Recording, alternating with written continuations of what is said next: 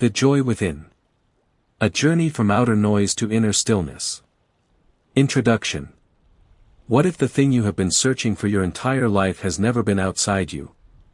We spend our days moving from one desire to another: more success, more comfort, more recognition, more security. We believe that when the next thing arrives, we will finally feel complete. And yet, somehow, the search continues. Perhaps the deepest question is not how to get more from life, but how to discover the place within us that is untouched by the constant movement of life. This audiobook is an invitation into that discovery. It explores a simple but profound possibility, that joy is not merely something we experience when circumstances go our way, but something that becomes visible when we stop living entirely on the surface of ourselves.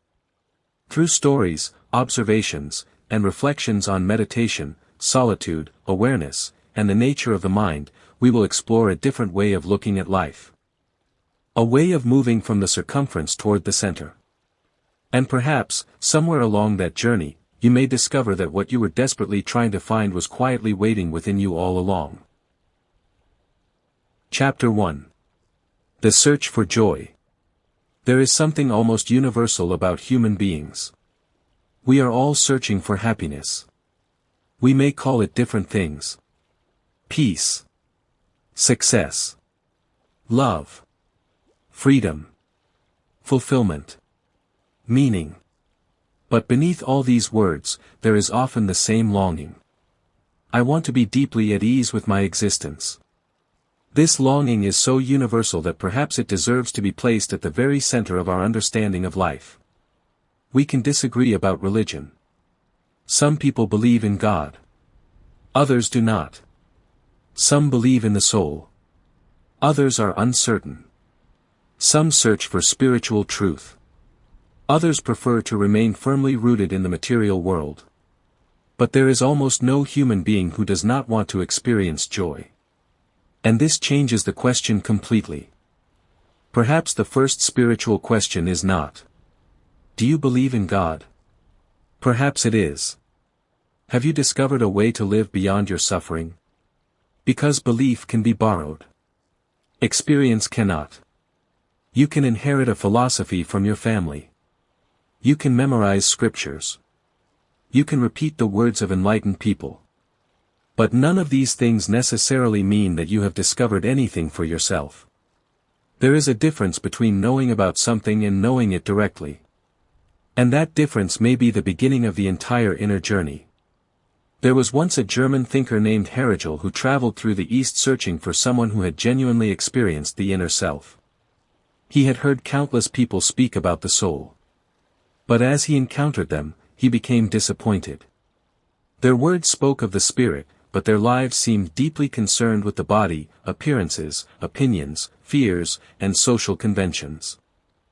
They knew the language of spirituality. But had they experienced it? He continued his journey. Eventually, someone told him about a particular mystic. Hegel invited the man to a gathering where several people had come together for a meal. The gathering was being held high inside a wooden building. And then, suddenly, an earthquake struck. The entire building began to shake. People panicked. Chairs moved. Walls trembled. And everyone instinctively ran toward the stairs. Hegel ran too. But after reaching the staircase, he suddenly turned around. He wanted to see what had happened to the mystic. What he saw stopped him. The mystic had not run. He had simply closed his eyes and remained where he was. Hegel returned to him. The building was still trembling. For a few moments, the mystic remained completely still. Then he opened his eyes and continued speaking from exactly where he had stopped as though nothing had happened. Hegel was astonished. He asked him about the earthquake. The mystic replied with an insight that stayed with Hegel. For many years, he too had been frightened by the earthquakes of life. But eventually, he had discovered a place within himself where the tremors of the outside world could not reach. The earthquake had happened outside. He had moved inward. Hegel had also moved but outward. He had run down the stairs. The mystic had descended a different staircase. One had moved toward safety outside. The other had moved toward safety within. This is the central mystery of the inner journey. There is a place within you where the events of the world may still happen, but they no longer completely possess you. The body can tremble. Circumstances can change. People can leave. Success can disappear. Failure can arrive. Even death can approach. But beneath all of this, there may be a deeper center that remains untouched. That center is what the mystic was pointing toward. And the journey toward it begins when we stop asking only, how can I change the world around me? And begin asking, where am I within myself? Most of us live on the circumference of our existence. We are constantly moving outward. Toward possessions. Toward relationships. Toward careers. Toward opinions. Toward entertainment. Toward achievement. Toward the approval of others. Our attention is almost always somewhere else. And because our attention is always somewhere else, we gradually forget the one person at the center of all our activity. Ourselves. Imagine a wealthy man's house catching fire. Everyone rushes inside to save his possessions. Furniture is carried outside. Money is rescued. Valuable objects are brought out. Everyone is busy saving the things that belong to the owner. But in the chaos, no one remembers the owner himself. Eventually, the house collapses. The possessions survive. The owner does not. It is a powerful image of how many of us live. We spend our lives protecting what belongs to us while forgetting the one who owns it. We protect the house. We protect the career. We protect the reputation. We protect the bank account. We protect the image others have of us. But how much time do we spend discovering the consciousness behind all of it? Look honestly at a single day. You wake up. You work. You speak. You consume information. You answer messages. You make plans. You worry. You pursue. You return home. You sleep. And then the cycle begins again. But within those 24 hours, how many moments are truly spent with yourself? Not thinking about yourself. Not worrying about yourself. Not improving yourself. Not planning your future. Simply being with yourself. That question may be more important than it first appears.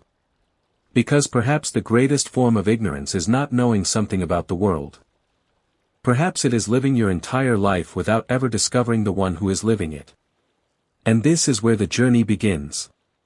Not with belief. Not with ideology.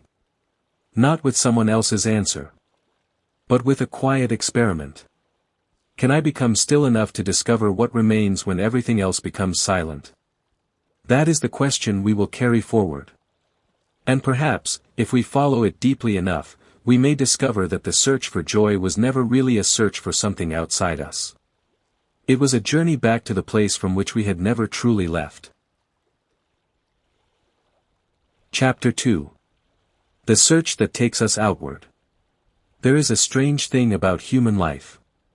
We spend so much of it searching for happiness, yet very rarely stop to ask where we are actually looking. We search in relationships. We search in success. We search in money, recognition, comfort, knowledge, and achievement. And whenever we find something, we experience a moment of satisfaction. But soon, the mind begins searching again. Something else is needed. Something more. Something better. Perhaps the problem is not that we have failed to find enough. Perhaps the problem is that we have been looking in the wrong direction.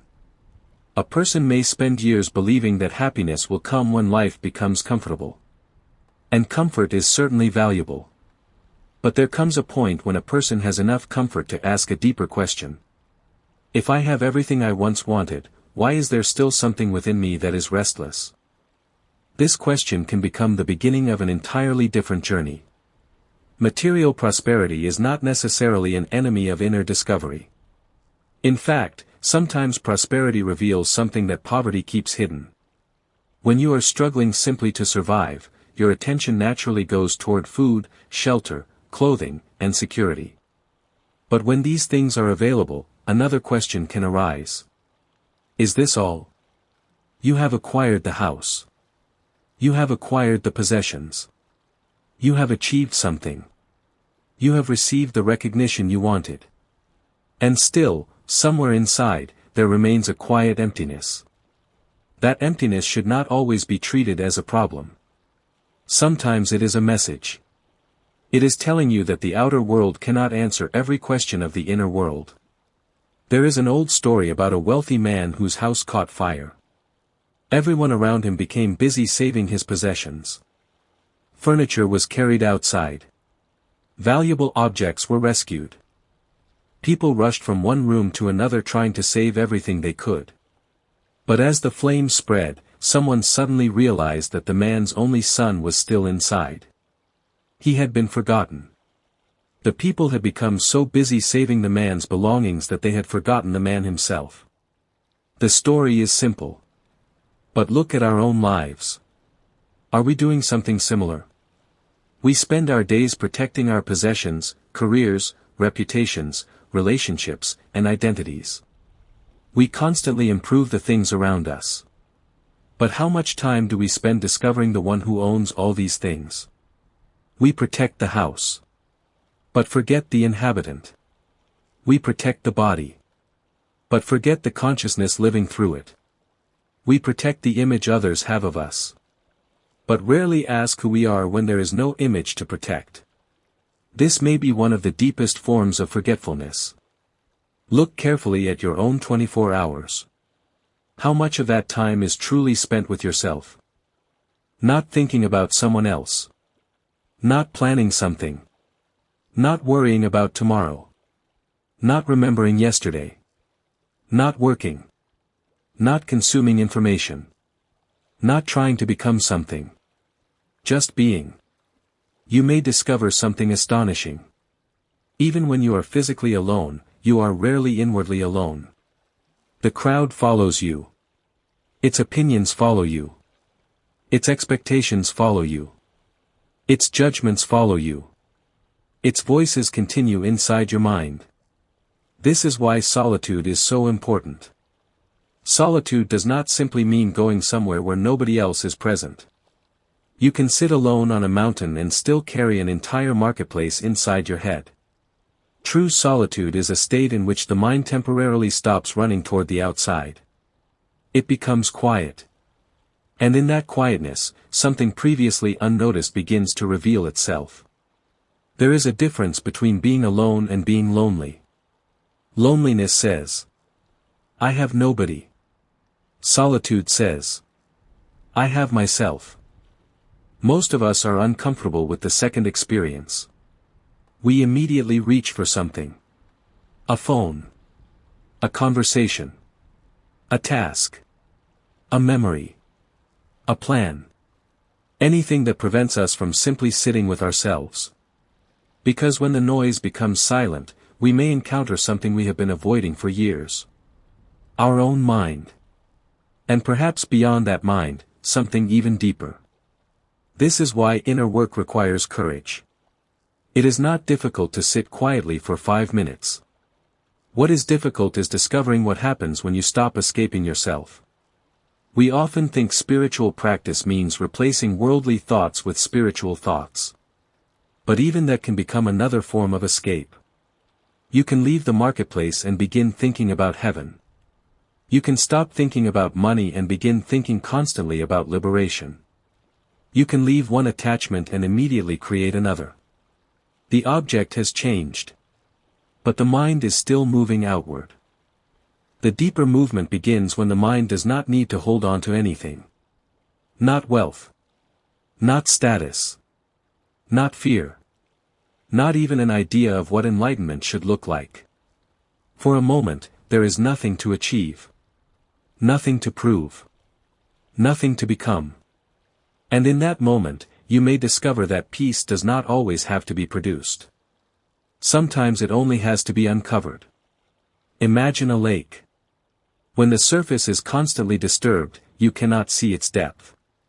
You see only waves. But when the water becomes completely still, the depth becomes visible. The mind is similar. When it is constantly disturbed by desire, fear, comparison, ambition, memory, and expectation, it becomes almost impossible to see what exists beneath all of that movement.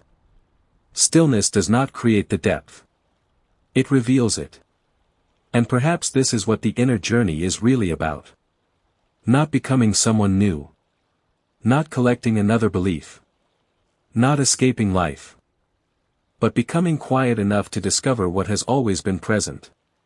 This is why true spiritual discovery cannot be borrowed. Someone can tell you that there is an inner self. Someone can describe peace. Someone can speak beautifully about consciousness. But their experience cannot become yours simply because you believe them. A map can show you the road.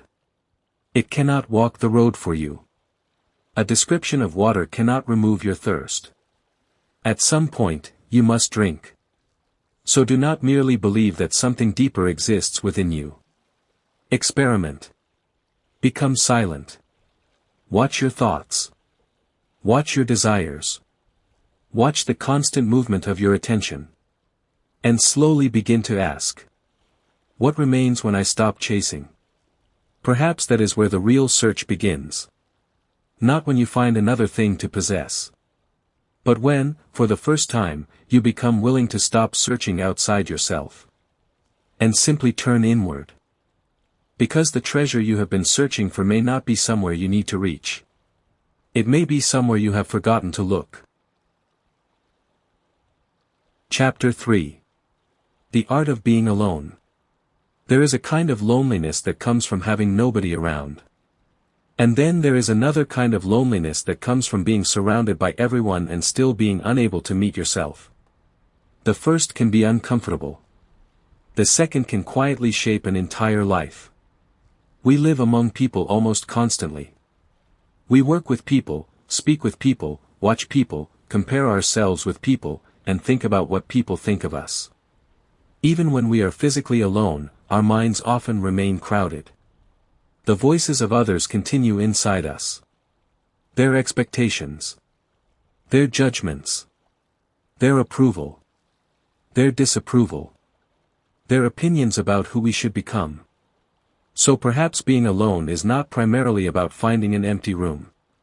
Perhaps it is about discovering whether your mind can become empty of the crowd. There is an important distinction between loneliness and solitude. Loneliness says, I am without others. Solitude says, I am with myself. These are completely different experiences. A lonely person wants someone to arrive. A person who has discovered solitude does not feel incomplete simply because nobody has arrived. This does not mean becoming indifferent to people. It does not mean rejecting relationships or escaping society. It means discovering an inner place from which you can meet the world without being completely controlled by it. You can be with others without losing yourself. You can listen to opinions without becoming those opinions. You can live among people without allowing the crowd to decide the direction of your life.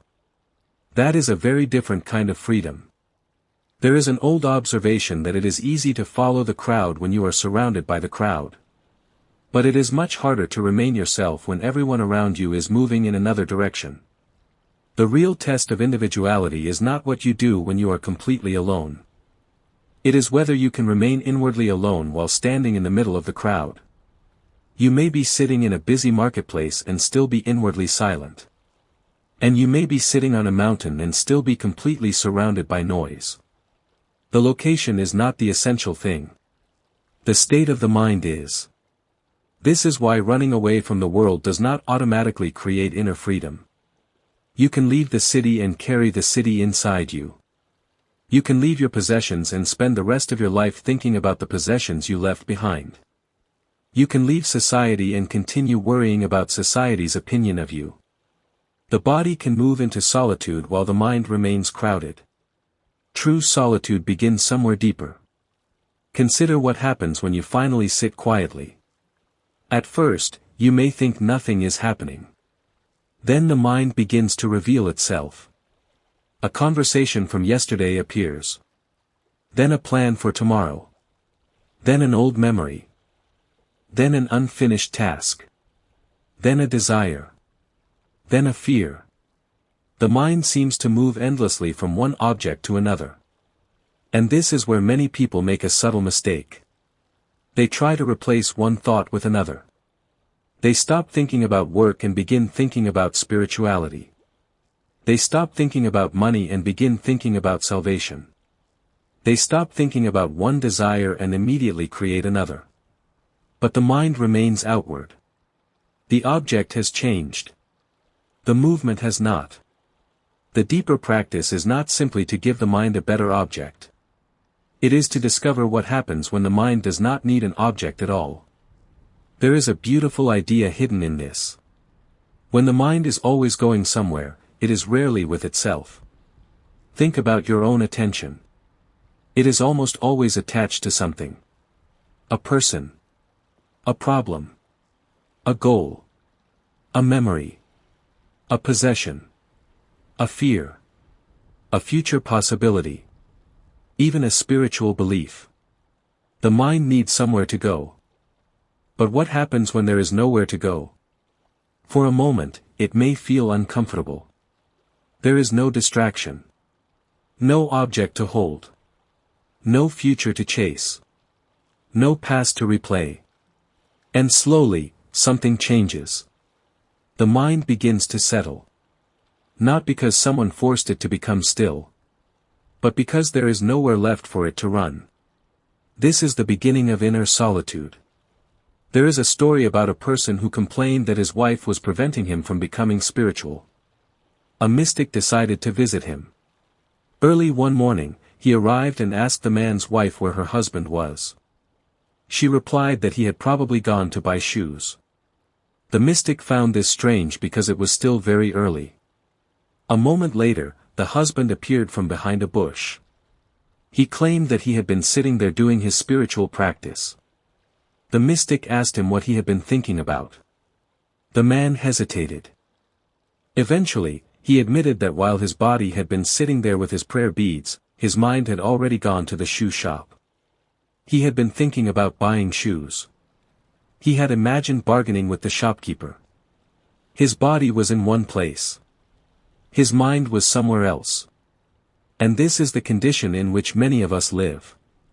We may be sitting quietly while mentally traveling through dozens of places. We may be praying while thinking about business. We may be meditating while planning tomorrow. We may be reading about inner freedom while worrying about how others see us. The body may be still. But the mind continues its journey. So the question is not simply, where am I? The deeper question is, where is my attention? If your attention is constantly outside you, then even a peaceful environment cannot give you solitude. But if your attention becomes quiet, you can discover solitude almost anywhere. This is why the inner journey is not dependent upon geography. You do not need to disappear into a forest. You do not need to climb a mountain. You do not need to abandon your responsibilities.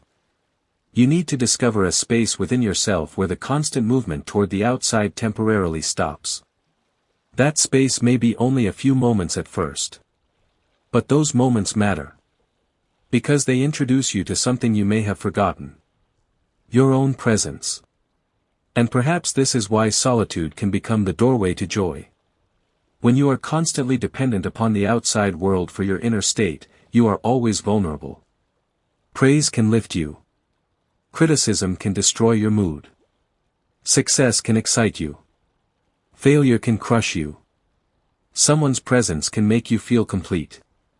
Their absence can make you feel empty. But when you begin discovering a center within yourself, something changes. The world continues. People continue. Life continues to move. Yet you are no longer completely carried away by every movement. You begin to stand somewhere deeper. This is not withdrawal from life. It is a different way of entering life. You no longer meet the world because you are desperate for something from it. You meet it because you are already beginning to discover something within yourself. And perhaps that is the first taste of genuine inner freedom. The freedom to be alone without being lonely. The freedom to be among people without becoming lost in the crowd. And the freedom to finally discover that the person you have been searching for may be the person who has been quietly present all along. Chapter 4. The Journey from Circumference to Center. Imagine a wheel. It has an outer edge, constantly moving in a circle, and it has a center that remains still. Our lives often resemble that wheel. We are constantly moving around the outside. We work. We earn. We plan. We worry. We desire. We compete. We achieve. We lose. And then we begin again. The movement never seems to stop. But beneath all of this activity, there is a quieter question. Where is the center of my life? Most of us know how to move. Very few of us know how to become still. Look at an ordinary day. You wake up and immediately begin responding to the world. Messages need answers. Work needs attention. People need something. Plans need to be made. Problems need to be solved. Even your moments of rest may be filled with information. You watch something. You scroll through something. You listen to something. You read something. There is almost always something occupying the mind. And because the mind is continuously occupied, we rarely notice that we are living almost entirely on the circumference. We are busy protecting everything around ourselves. Our possessions. Our relationships. Our careers. Our identities. Our ambitions. But the center remains unattended. There is a story that illustrates this beautifully. A very wealthy man's house once caught fire. The people around him immediately began carrying his possessions outside. They rescued furniture. They rescued valuable objects. They tried to save whatever could be saved. Everyone was working desperately. But eventually, someone realized something terrible. The man's son was still inside. The people had become so occupied with saving the man's belongings that they had forgotten the man himself. The possessions survived. The owner did not. This story is not really about a burning house. It is about the way we live. We spend enormous energy preserving what belongs to us while forgetting the one to whom everything belongs. We protect the outer life, but rarely turn toward the inner one. And perhaps this is why we can become successful while remaining inwardly lost. Ask yourself a simple question. During the last 24 hours, how much time did you actually spend with yourself? Not thinking about your work. Not thinking about your family. Not planning your future. Not worrying about money. Not remembering the past. Not consuming information. Just being present with yourself. For many people, the answer is surprisingly small. We may spend hours maintaining our lives without spending even a few quiet minutes discovering the person who is living that life.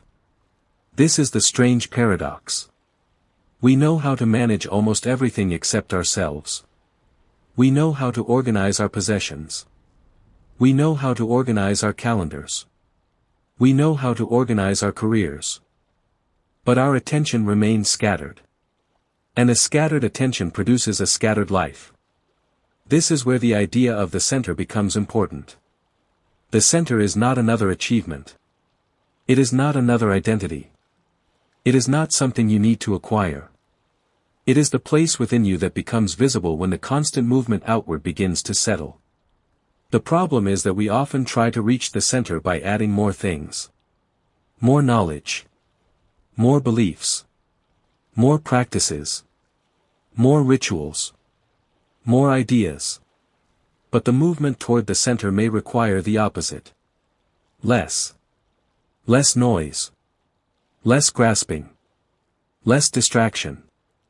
Less dependence upon what is happening outside. The center is not something you construct. It is something you uncover. This is why meditation, at its deepest level, is not simply concentration. It is not about forcing yourself to think a particular thought. It is not about replacing ordinary thoughts with spiritual thoughts. It is about becoming aware of the movement itself. You watch the mind move. A thought appears. You notice it. A desire appears. You notice it. A memory appears. You notice it. And gradually, something becomes clear. You are aware of these things. But you are not identical to every thought that passes through you. The thought comes. The thought goes. The emotion comes. The emotion goes. The desire comes. The desire goes. Yet something remains aware of all of them. That awareness is worth discovering. This is why simply changing the object of attention may not be enough. Suppose someone is constantly thinking about money. They decide to become spiritual. Now they constantly think about enlightenment. Have they really moved inward? Perhaps not. They have simply changed the subject. The mind is still dependent upon something outside itself. This is a subtle trap. We can become attached even to our spiritual ideas. We can become attached to teachers. We can become attached to philosophies. We can become attached to the idea of becoming enlightened. And the moment we become attached, the mind is once again moving outward. The journey toward the center requires a deeper letting go. There is a beautiful story about a disciple who remained devoted to his spiritual teacher but struggled to experience the truth for himself. The teacher eventually told him something unexpected. "You have left the world," he said, "but you are still holding on to me. You have abandoned many attachments, but I have become your final attachment."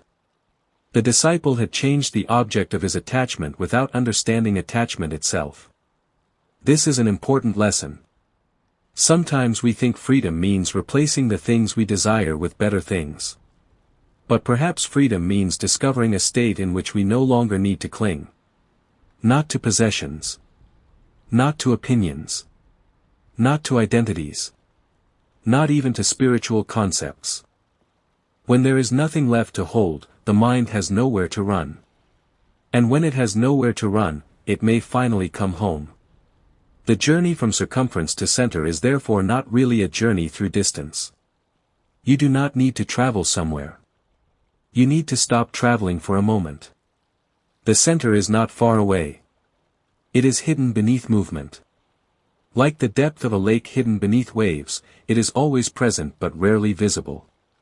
When the waves become quiet, the depth reveals itself. And perhaps this is why silence can feel so powerful. Silence does not necessarily give you something new. It allows you to notice what was already there. A sense of presence. A sense of existence. A simple awareness that says, "I am here." Not as a role. Not as a profession. Not as someone's partner, parent, friend, or enemy. Not as successful or unsuccessful. Just, I am. That simple recognition can become the beginning of a profound transformation. Because once you discover that you exist beyond your roles, you begin to question everything you previously believed you had to become. And slowly, the journey changes. You stop asking only how to build a better life on the outside. You begin asking how to become rooted on the inside. The wheel continues to turn. Life continues to move. Responsibilities remain. The world does not disappear. But somewhere within you, something has become still. And that stillness is the beginning of the center. The place where the search becomes quieter. The place where you stop running after life. And begin, perhaps for the first time, to truly experience it. Chapter 5. The Courage to Experience. There are two ways of approaching truth. One is to believe. The other is to discover. Belief is easy because it allows us to stop searching. Someone tells us that the soul exists, and we accept it. Someone tells us that God exists, and we accept it. Someone tells us that there is an eternal reality within us, and we repeat it. But repeating a truth is not the same as experiencing it. And perhaps the greatest danger on an inner journey is becoming satisfied with borrowed knowledge. Imagine that you are thirsty. Someone describes water to you. They tell you how clear it is. They explain its taste. They describe how refreshing it feels.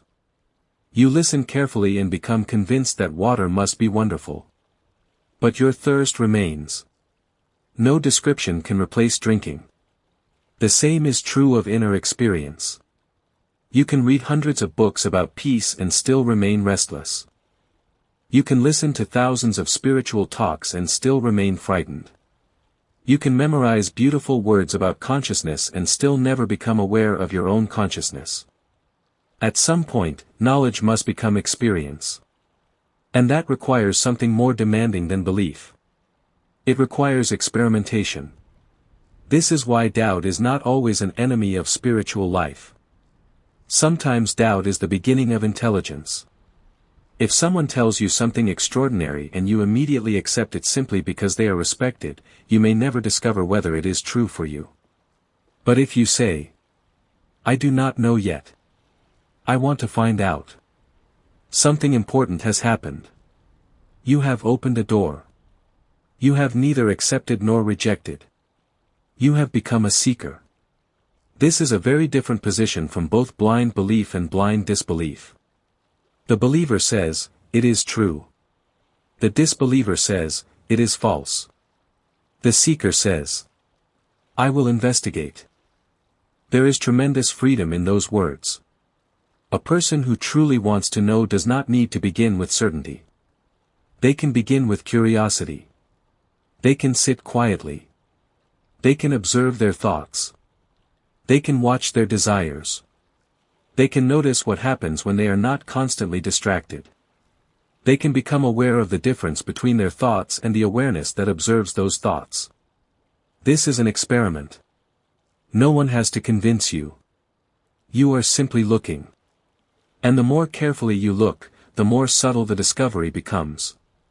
You begin noticing that thoughts are constantly changing. Emotions change. Circumstances change. Relationships change. The body changes. Even your understanding of yourself changes. Yet something is present through all these changes. Something is aware of the changes. That awareness becomes the subject of the experiment. There is an old story about a mystic who spent many years visiting a mosque every day to read scripture. For decades, people saw him following the same routine. Rain did not stop him. Illness did not stop him. Age did not stop him. Then one day, he did not appear. People became concerned. They went to his home expecting that perhaps something had happened to him. Instead, they found him sitting peacefully outside. They asked why he had abandoned a practice he had followed for so many years. He smiled and explained that he had been going to the mosque because he had not yet discovered the sacred space within himself. He had been reading scripture because he had not yet discovered the deeper source of knowledge within. Now something had changed. He had stopped looking only outside. He had begun looking within. The story is not an argument against scripture or sacred places. It points toward something more subtle. External sources can guide you. But they cannot perform the discovery for you. A map can be useful. But eventually, you must walk. This distinction can change the way we approach every spiritual teaching. Instead of asking, "Do I believe this?" we can ask, "Can I experience this?" Instead of asking whether peace exists, we can investigate what happens when the mind becomes quiet. Instead of asking whether there is an inner self, we can observe what remains when our usual identities become silent. Instead of asking whether joy exists beyond circumstances, we can discover what happens when we stop demanding that the outside world make us happy. This turns spirituality from a collection of ideas into a living experiment. And experiments require patience.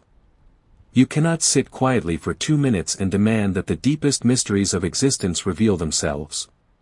The mind has been running outward for years. It may take time before it learns how to become still. There is another important lesson here. No one can give you inner freedom. Someone can inspire you. Someone can guide you. Someone can show you a direction. But the actual step must be yours. This is not a limitation. It is a gift. If someone else could give you truth, someone else could also take it away. If someone could hand you freedom, someone else could remove it. But what you discover directly within yourself cannot be easily taken from you. That is why genuine inner knowledge becomes a different kind of strength. It is not borrowed. It does not depend upon someone's approval. It does not disappear when circumstances change. It becomes part of your own seeing. Think of a person walking through darkness with a lamp. Someone else may walk beside them. They may offer encouragement. They may point toward the road. But eventually, the traveler must carry the light. There is a beautiful story about a monk leaving an ashram late at night. The path ahead was dark. The teacher gave him a small lamp and walked with him toward the entrance. Just before the monk departed, the teacher suddenly extinguished the lamp. The monk was surprised. "Why give me a light only to put it out?" The teacher smiled. "Because," he said, "no one can walk your entire journey for you. At some point, you must discover your own light. That is the heart of the inner journey. And perhaps this is why concentration of energy is so important. Most people scatter themselves. One desire pulls in one direction. Another desire pulls somewhere else. A fear pulls backward. An ambition pulls forward. An opinion pulls sideways. We spend enormous energy moving in different directions and then wonder why we make so little progress. There is an old image of a field where a man has dug many shallow wells. He digs in one place. Finding no water, he moves somewhere else. He digs again. Then somewhere else. After years of effort, the field is covered with unfinished holes. He has worked hard. But he has never gone deep enough in one place to reach the water. The problem was not lack of effort. It was scattered effort. The same thing can happen inwardly. We try meditation for a few days. Then another practice. Then another teacher. Then another philosophy. Then another technique. We keep changing the whole. And because we never go deep, we conclude that there is no water. But perhaps the water is there. Perhaps we simply need to stay long enough in one place to reach it. The inner journey asks for this kind of patience. Not blind faith. Not stubborn belief. Not rejection. Experiment. Attention. Consistency. And courage. The courage to discover that some of the things you believed may not be true. The courage to discover that some things you rejected may deserve another look. And most importantly, the courage to discover yourself without immediately trying to turn the discovery into another belief. Because the purpose is not to collect another philosophy. The purpose is to see. To experience. To know. And when something is genuinely known within, you no longer need to argue about it. You simply know. That quiet knowing may be the first glimpse of the truth we have been searching for. And perhaps the next step is to ask an even deeper question. What happens when the search itself finally becomes silent?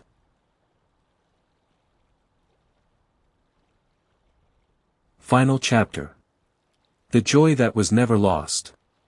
We have spent this journey looking in many directions. Toward happiness. Toward solitude. Toward the center. Toward experience. And perhaps now we can return to the question with which we began. What is it that we are really searching for? Most of us would answer with something outside ourselves. A better relationship. A better life. More success. More security. More peace. But look carefully. If happiness depends entirely upon circumstances, then happiness will always remain fragile. Circumstances change. People change. The body changes. Fortunes change. Even our own desires change. So if our inner state is completely dependent upon these things, we will always be moving with them. When they rise, we rise. When they fall, we fall. The inner journey begins when we discover that there may be something deeper than this constant movement. Think again about the earthquake from the beginning of our journey. When the building began to shake, everyone moved outward. One person ran down the stairs. Another remained still. Both were responding to the same earthquake. But they were responding from different places. One searched for safety outside. The other had discovered a place within where the movement of the outside world could no longer completely reach him. This does not mean that life will stop shaking. It will not. There will be losses. There will be uncertainty. There will be moments of fear. There will be days when nothing seems to make sense. Inner freedom does not mean creating a life without storms. It means discovering that the storm does not have to become your entire identity. You can experience fear without becoming fear. You can experience sadness without becoming sadness. You can experience uncertainty without losing yourself inside it. Something within you can remain aware. And that awareness is the beginning of inner freedom. Perhaps this is also what it means to discover the three qualities spoken of in the ancient language of spiritual experience. Existence. Awareness. Joy. First, existence. The simple recognition that you are. Not your profession. Not your name. Not your achievements. Not your social identity. Just the undeniable fact of your presence. Then awareness. The recognition that you are not merely existing mechanically. You are conscious. You can observe your thoughts. You can observe your emotions. You can observe the movement of your mind. And then comes joy. Not necessarily excitement. Not the temporary pleasure of receiving something you wanted. A quieter joy. A sense of completeness that does not constantly demand another experience. This joy does not need to be manufactured. It becomes visible when the noise becomes quiet. This is why the search for happiness can become a search for the one who is searching. Instead of asking endlessly, "What will make me happy?" we begin asking, "Who is the one who feels incomplete?" Instead of immediately looking for another solution, we become curious about the mind that keeps creating the problem. Instead of running toward another experience, we become still enough to observe the movement itself. And something remarkable can happen. The search begins to lose its urgency. You still live. You still work. You still love. You still make plans. You still experience pleasure and pain. But you are no longer demanding that every external event complete you. The world becomes something you participate in rather than something you depend upon for your existence. There is a final story worth remembering. A traveler once left a small monastery late at night. The road ahead was dark, and he was afraid. The old teacher gave him a small lamp to carry. They walked together toward the edge of the monastery. When they reached the boundary, the teacher suddenly blew out the flame. The traveler was startled. He asked why the teacher had given him a light only to extinguish it. The teacher replied that there would come a point when no one could walk for him. He would have to discover his own direction. The meaning of the story is simple. Teachers can point. Books can guide. Stories can inspire. But eventually, the journey becomes intimate. No one can experience your awareness for you. No one can discover your inner center for you. No one can hand you your own freedom. You have to turn inward yourself. And perhaps that is not a burden. Perhaps it is the greatest freedom of all. So do not leave this journey believing that you have been given another philosophy to memorize. Take it as an invitation to experiment. Find moments of silence. Spend time alone without immediately reaching for distraction. Watch your thoughts. Notice where your attention goes. Notice how often you are living for something outside yourself. And occasionally, stop. Do nothing. Want nothing. Chase nothing. For a few moments, simply be. Perhaps at first, nothing will happen. And that is perfectly fine. The mind may become restless. Let it. Thoughts may appear. Watch them. The desire to move may arise. Notice it. You do not need to fight anything. You are simply learning how to remain present. And gradually, you may begin to discover something that was never actually absent. A quiet presence. A stillness. A sense of being. A joy that does not need to be earned. Epilogue. The return home. Perhaps the greatest discovery is that there was never really anywhere to go. We spent so much time searching outside. We looked toward possessions, relationships, achievement, knowledge, and belief. But the journey kept pointing inward. From the crowd toward solitude. From the circumference toward the center. From belief toward experience. From restless searching toward stillness. And finally, from the desire to find happiness toward the discovery of what remains when the search becomes quiet. You do not have to abandon your life. You do not have to reject the world. You simply have to remember yourself while living in it. The world will continue to move. Let it move. The seasons will change. Let them change. People will arrive and leave. Let life unfold. And somewhere within all that movement, learn to return to the still place inside you. Perhaps that is where joy was waiting. Not somewhere ahead. Not somewhere outside. But quietly present from the beginning. The search ends when you finally become still enough to see what was never lost.